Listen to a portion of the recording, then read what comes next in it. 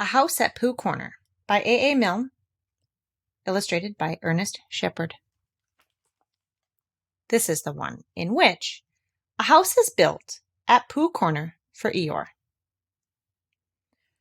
One day, when Pooh Bear had nothing else to do, he thought he would do something. So he went round to Piglet's house to see what Piglet was doing. It was still snowing as he stumped over the white forest track, and he expected to find Piglet warming his toes in front of his fire. But to his surprise, he saw that the door was open, and the more he looked inside, the more Piglet wasn't there. "He's out," said Pooh sadly. "Well, that's what it is. He's not in. I shall have to go a fast-thinking walk by myself. Bother." But first he thought that he would knock very loudly just to make quite sure. And while he waited for Piglet not to answer, he jumped up and down to keep warm, and a hum came suddenly into his head, which seemed to him a good hum, such as is hummed hopefully to others. "The more it snows, tiddly-pum, the more it goes, tiddly-pum, the more it goes, tiddly-pum, on snowing. And nobody knows, tiddly-pum, how cold my toes, tiddly-pum, how cold my toes, tiddly-pum, are growing." "So what I'll do," said Pooh, "is I'll do this. I'll just go home first and see what the time is, and perhaps I'll put a muffler round my neck, and then I'll go and see Eeyore and sing it to him." He hurried back to his own house, and his mind was so busy on the way with the hum that he was getting ready for Eeyore, that when he suddenly saw Piglet sitting in his best armchair, he could only stand there rubbing his head and wondering whose house he was in. "Hello, Piglet," he said. "I thought you were out." "Oh, no," said Piglet. "It's you who were out, Pooh." "Oh, so it was," said Pooh. "I knew one of us was." He looked up at his clock, which had stopped at 5 minutes to 11 some weeks ago. "Nearly 11 o'clock," said Pooh happily. "You're just in time for a little smackerel of something." And he put his head into the cupboard. "And then we'll go out, Piglet, and sing my song to Eeyore." "Oh, which song, Pooh?" "Well, the one we're going to sing to Eeyore," explained Pooh. The clock was still saying 5 minutes to 11 when Pooh and Piglet set out on their way half an hour later. The wind had dropped, and the snow, tired of rushing round in circles trying to catch itself up, now fluttered gently down until it found a place on which to rest. And sometimes the place was Pooh's nose, and sometimes it wasn't. And in a little while Piglet was wearing a white muffler around his neck and feeling more snowy behind the ears than he had ever felt before. "Pooh," he said at last, and a little timidly because he didn't want Pooh to think he was giving in, "I was just wondering, how would it be if we went home now and practiced your song and then sang it to Eeyore tomorrow, or the next day when we happen to see him?" "That's a very good idea, Piglet," said Pooh. "We'll practice it now as we go along. But it's no good going home to practice it, because it's a special outdoor song which has to be sung in the snow." "Are you sure?" asked Piglet anxiously. "Well, you'll see, Piglet, when you listen, because this is how it begins. The more it snows, tiddly-pum." "Tiddly what?" said Piglet. "Pom," said Pooh. I put that in to make it more hummy. "The more it goes, tiddly-pum, the more—" "Didn't you say snows?" "Oh, yes, but that was before." "Before the tiddly-pom?" "It was a different tiddly-pom," said Pooh, feeling rather muddled now. "I'll sing it to you properly, and then you'll see." So he sang it again. "Well, the more it snows, tiddly-pom, the more it goes, tiddly-pom, the more it goes, tiddly-pom, on snowing. And nobody knows, tiddly-pom, how cold my toes, tiddly-pom, how cold my toes, tiddly-pom, are growing." He sang it like that, which is much the best way of singing it.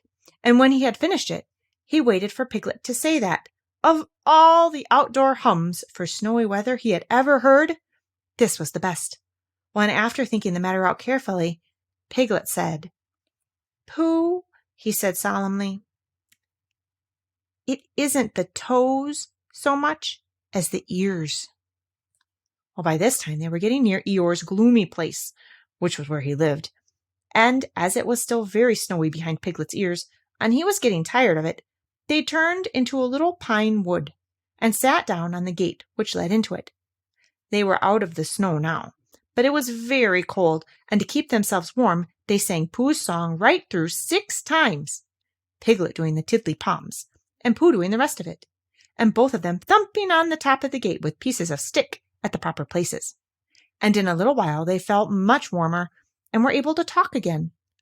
"I've been thinking," said Pooh, "and what I've been thinking is this. I've been thinking about Eeyore." "What about Eeyore?" "Well, poor Eeyore has nowhere to live." "Nor he has," said Piglet. "You have a house, Piglet, and I have a house, and they are very good houses. And Christopher Robin has a house, and Owl and Kanga and Rabbit have houses, and even Rabbit's friends and relations have houses or something. But poor Eeyore has nothing. So what I've been thinking is, let's build him a house." "That," said Piglet, "is a grand idea. Where shall we build it?" "We will build it here," said Pooh, "just by this wood, out of the wind, because this is where I thought of it. And we will call this Pooh Corner, and we will build an Eeyore house with sticks at Pooh Corner for Eeyore."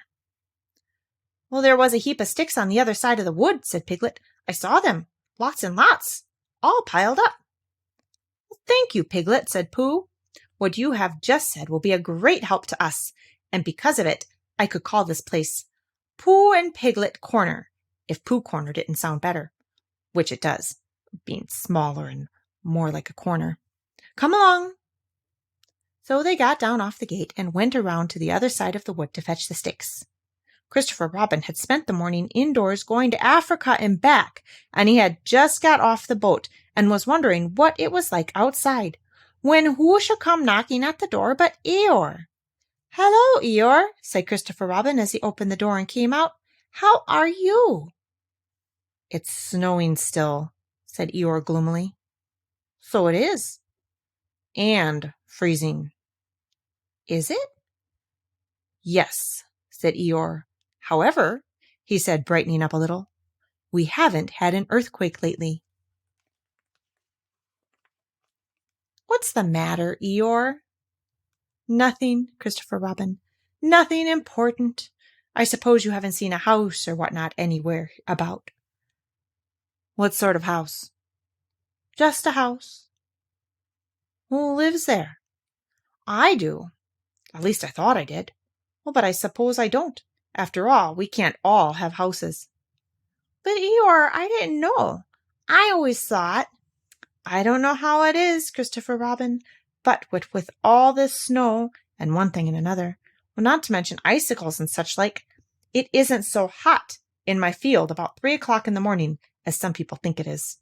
It isn't close, if you know what I mean. Not so as to be uncomfortable. It isn't stuffy. In fact, Christopher Robin," he went on in a loud whisper, "quite between ourselves, and don't tell anybody, it's cold." "Oh, Eeyore!" And I said to myself, the others will be sorry if I'm getting myself all cold. They haven't got brains, any of them, only gray fluff that's blown into their heads by mistake, and they don't think. But if it goes on snowing for another 6 weeks or so, one of them will begin to say to himself, Eeyore can't be so very much too hot about 3 o'clock in the morning. And then it will get about, and they'll be sorry." "Oh, Eeyore," said Christopher Robin, feeling very sorry already. "I don't mean you, Christopher Robin. You're different. So what it all comes to is that I built myself a house down by my little wood." "Did you really? How exciting!" "Well, the really exciting part," said Eeyore in his most melancholy voice, "is that when I left it this morning, it was there. And when I came back, it wasn't. Not at all. Very natural. And it was only Eeyore's house. But still, I just wondered." Christopher Robin didn't stop to wonder. He was already back in his house, putting on his waterproof hat, his waterproof boots, and his waterproof mackintosh as fast as he could. "We'll go and look for it at once," he called out to Eeyore. "Sometimes," said Eeyore, "when people have quite finished taking a person's house, there are 1 or 2 bits which they don't want and are rather glad for the person to take back, if you know what I mean. So I thought if we just went—" "Come on," said Christopher Robin, and off they hurried. In a very little time they got to the corner of the field by the side of the pine wood, where Eeyore's house wasn't any longer. "There," said Eeyore, "not a stick of it left. Of course, I've still got all this snow to do what I like with. One mustn't complain." But Christopher Robin wasn't listening to Eeyore.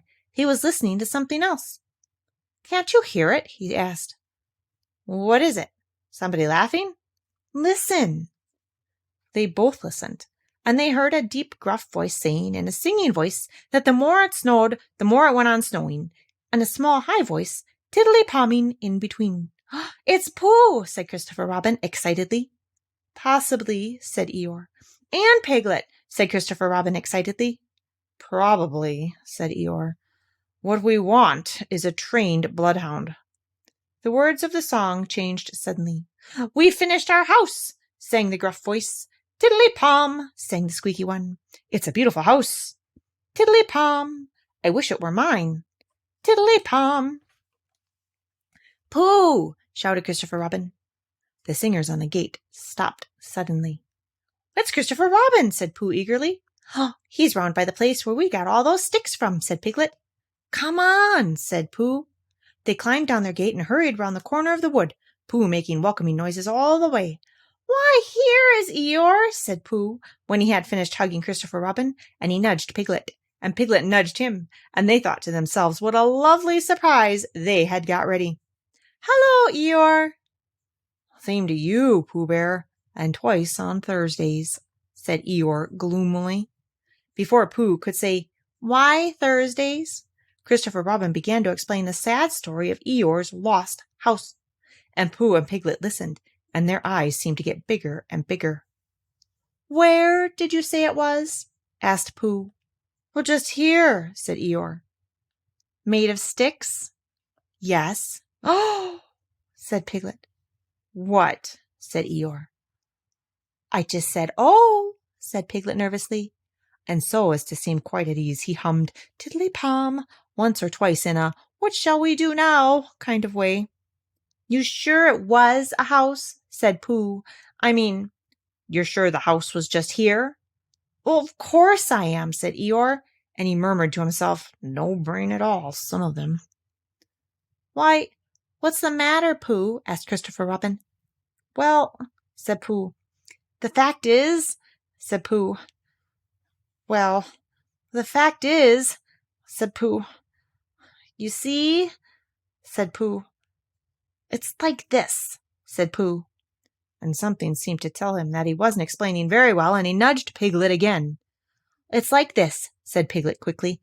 "Only warmer," he added after deep thought. "What's warmer?" "The other side of the wood, where Eeyore's house is."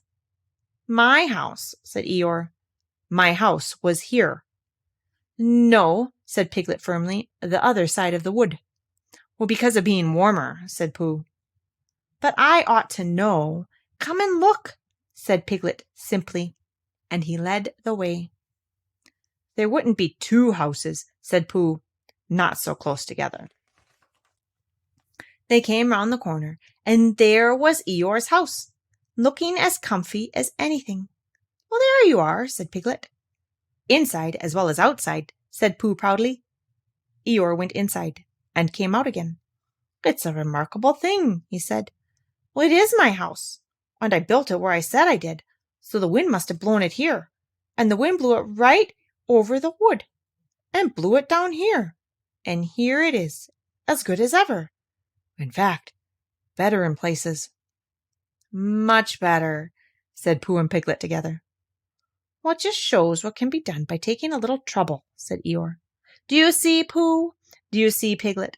Brains first, and then hard work. Look at it. That's the way to build a house," said Eeyore proudly. So they left him in it, and Christopher Robin went back to lunch with his friends Pooh and Piglet, and on the way they told him of the awful mistake they had made. And when they had finished laughing, they all sang the outdoor song for snowy weather the rest of the way home. Piglet, who was still not quite sure of his voice, putting in the tiddly palms again. "And I know it seems easy," said Piglet to himself, "but it isn't everyone who could do it." Thank you.